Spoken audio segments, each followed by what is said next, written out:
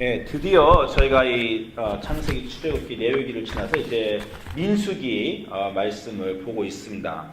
이 민수기 말씀은 여러분이 다 아시겠지만 광야에 대한 내용입니다. 저희 오늘 성경 구절이 신명기인 것은 그 신명기의 구절이 민수기의 사건을 요약해 놓았기 때문에 신명기 구절을 보긴 했지만 내용 자체는 이제 민수기 얘기예요.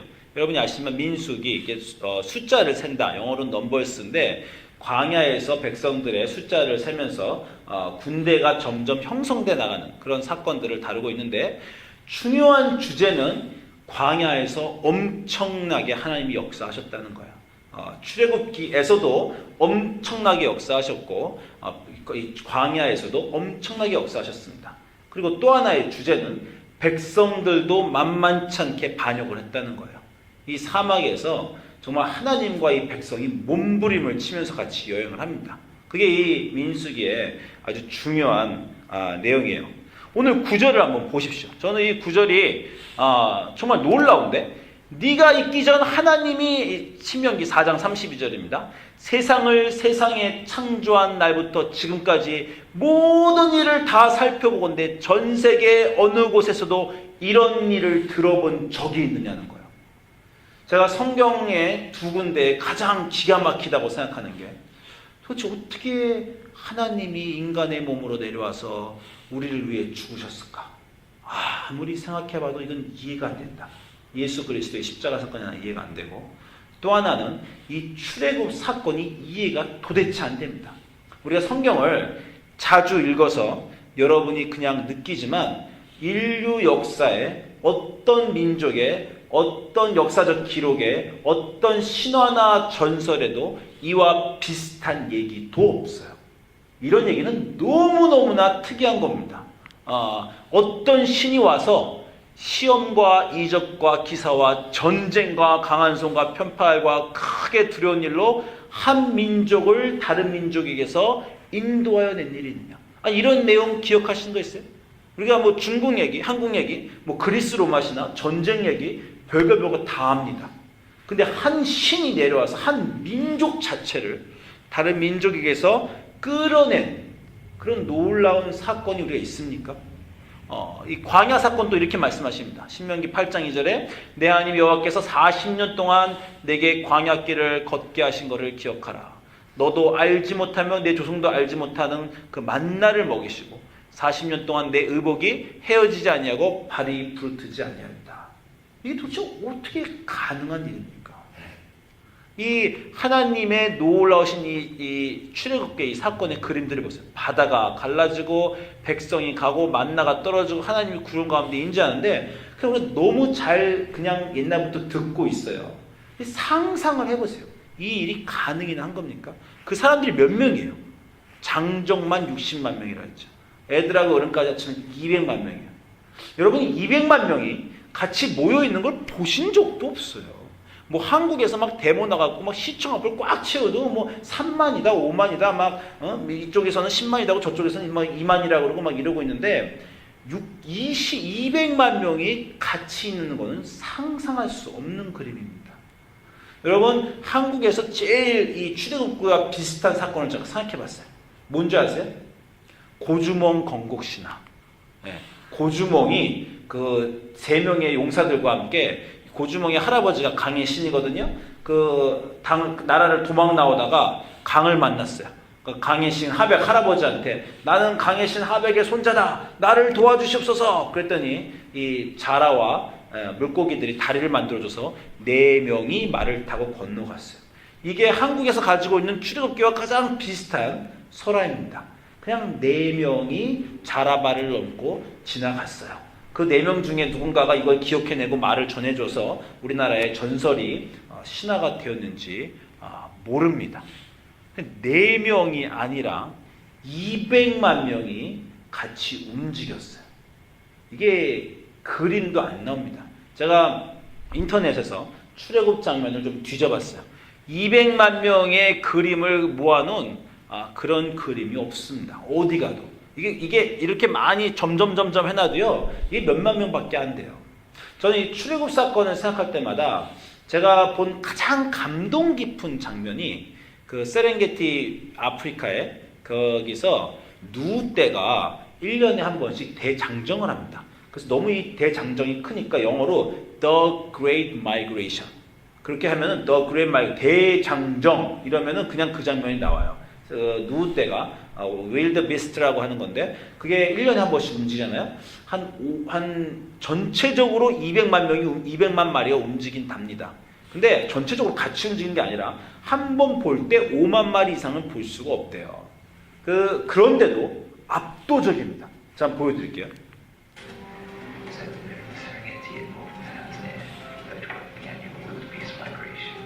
이 와일드비스트 마이그레이션이 지금 만 마리 보이는 겁니다. 이 정도면. 저는 이게 대학교 때 이 장면을 보고 기겁을 했어요.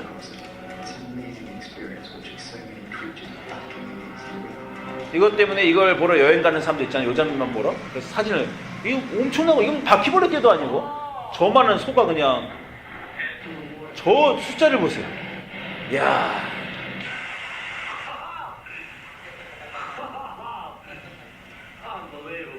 일년 평생에 한번 볼까 말까 그런 장면입니다. 저 정말 믿지 않을 저런 숫자.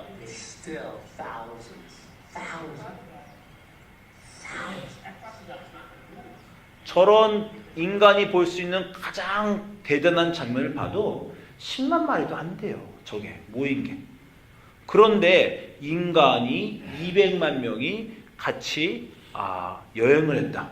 이 상상이 안 되는 그림입니다. 제가 인터넷에 단 장면 중에 그림 중에 이 장면이 그나마 사람들이 제일 많이 좀 그려놓은 것 같아요. 하나님의 신의 산에서 거룩한 하나님이 있다. 이렇게 엄청난 일이 일어난 거에서 그렸습니다. 어떤 사람이 또 이거를 장난삼아서 또 이렇게 이런 모양으로 또 그렸어요. 이거 도저히 일어날 수 없는 일이기 때문에 그 신의 산에서 막 번개가 치고 모세가 막 아마 이거는 그 사람들이 종종 그런 농담하잖아요. UFO가 옛날에 와가지고 옛날에 타임머신 타고 와서 옛날 인간의 그 오랜 역사에 그런 외계인의 개입이 있었던 게 아닌가.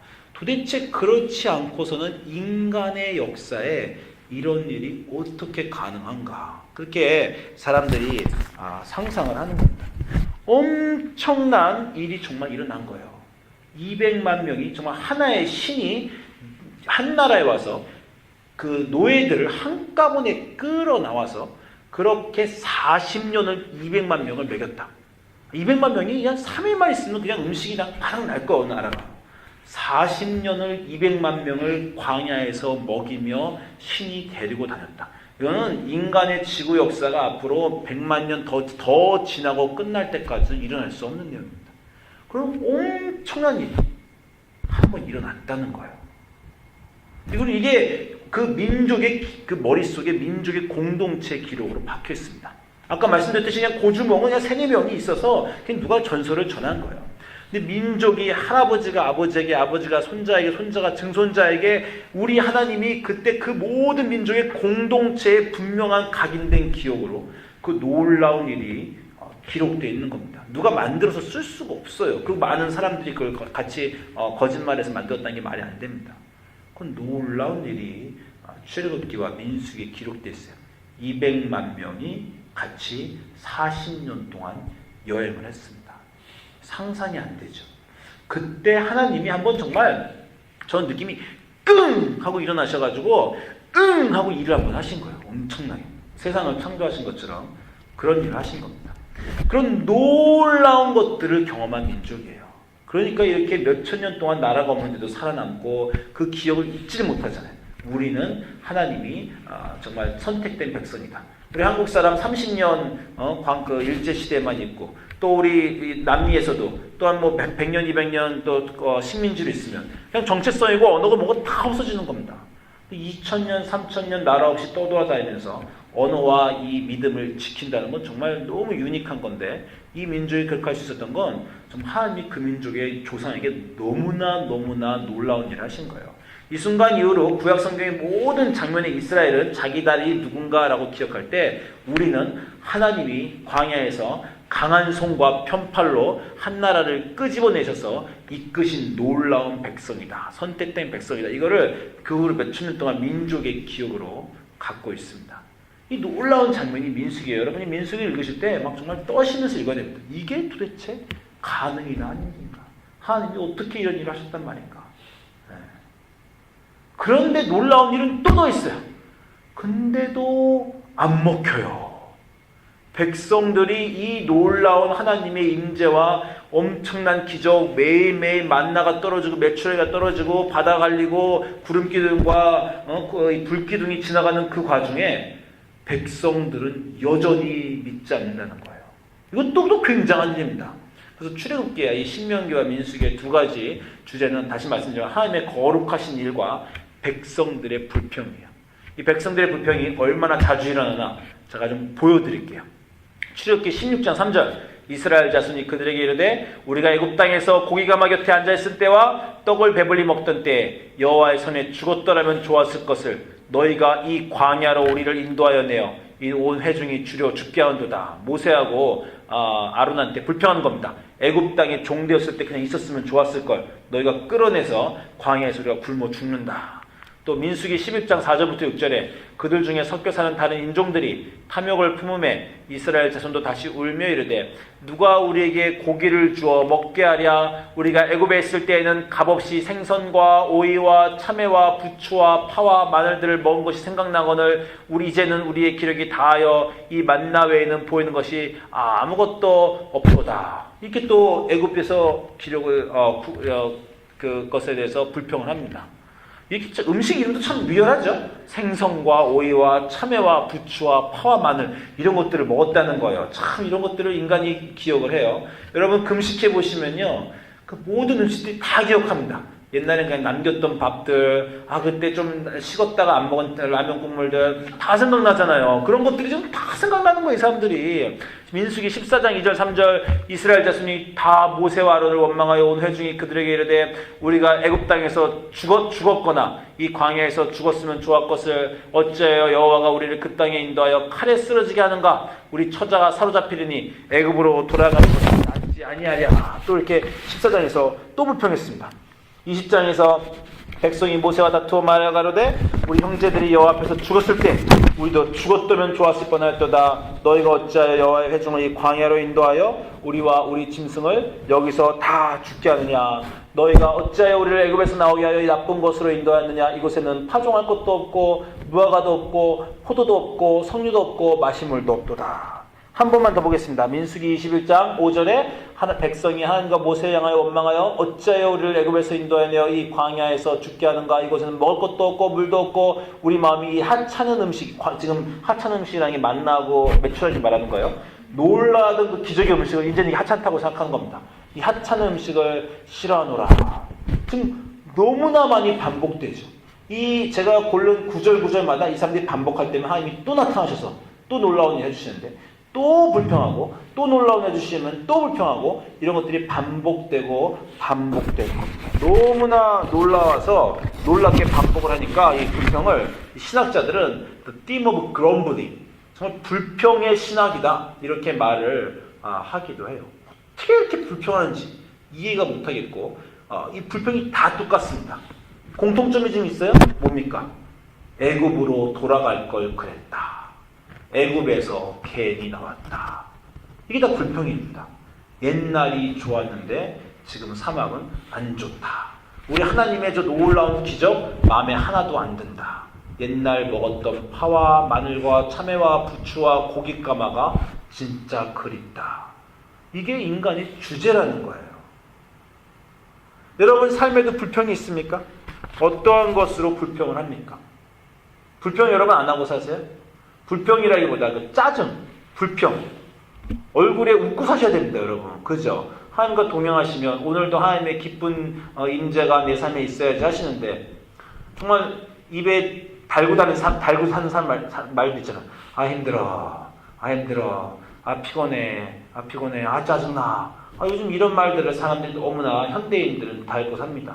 너무 일이 힘들거든요. 직장도 힘들고 생활도 빡세고 잠도 잘 못 자고 참 인생에 마음대로 되는 거 없으니까 인간들이 참 불평을 합니다. 이스라엘 사람들이 불평을 하는 가장 큰 이유는 무엇입니까? 자기가 누군지 몰라서 그래요. 애굽으로 돌아가겠다. 애굽이 뭡니까? 종되었던 땅이에요. 하나님이 계속해서 말씀하시는 것은 나는 너를 종되었던 애굽 땅에서 이끌어냈다는 거예요. 그리고 하나님이 애굽 이스라엘한테 모세를 통해서 출애굽을 하자 했을 때 사람들이 따라 나왔습니다. 이스라엘 사람만 나온 게 아니라 중단 민족이 여러 민족들 모든 노예들이 야 쟤네가 나가니까 우리도 따라 나가자. 그래서 다 나온 거예요. 여러 노예들이 모세가 이끌어 하나님의 능력으로 나올 때 다 나왔습니다. 그때 노예 생활이 싫었어요. 뭔가 인생의 변화를 원했습니다. 그래서 거기서부터 나오고자 했어요. 근데 나와 보니까 지금 자기 인생이 힘들다는 거예요. 그러니까 과거로 돌아가고 싶다는 겁니다. 여러분, 자기 자신을 변화시키고 더 나은 사람이 되는 것은 힘든 일입니다. 여러분이 랜턴 기간 중에 지금 사순절 연애 뭔가 결정을 하시잖아요. 영화를 안 보겠다, 드라마를 안 보겠다, 뭐 커피를 안 마시겠다, 소다를 안 마시겠다, 음식을 줄이겠다, 무슨 결정을 하시든지 다 힘듭니다. 그죠? 힘들면 어느 순간 불평이 나와요. 내가 이거 왜 하고 있지? 괜히 사순절이라는 거 있어가지고 내가 이렇게 고생하고 있다. 자기 자신이 누구였는지 알지 못하는 겁니다. 우리는 노예였어요. 이스라엘도 노예였고 우리도 노예였습니다. 그 노예 생활에서 우리가 나오기를 결단하였는데 자꾸 자신이 노예였다는 걸 잊어버리는 거예요. 이스라엘은 애굽 사람의 노예였듯이 우리는 이 세상 사람들의 노예입니다. 이 세상 물질 문명의 노예예요.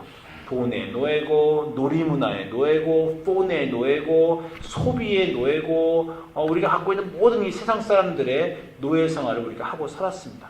하나님이 그렇게 보통 이 세상 사람들처럼 살던 우리에게 오셔서 내가 너를 바꾸고 싶다 라고 방문하셨어요.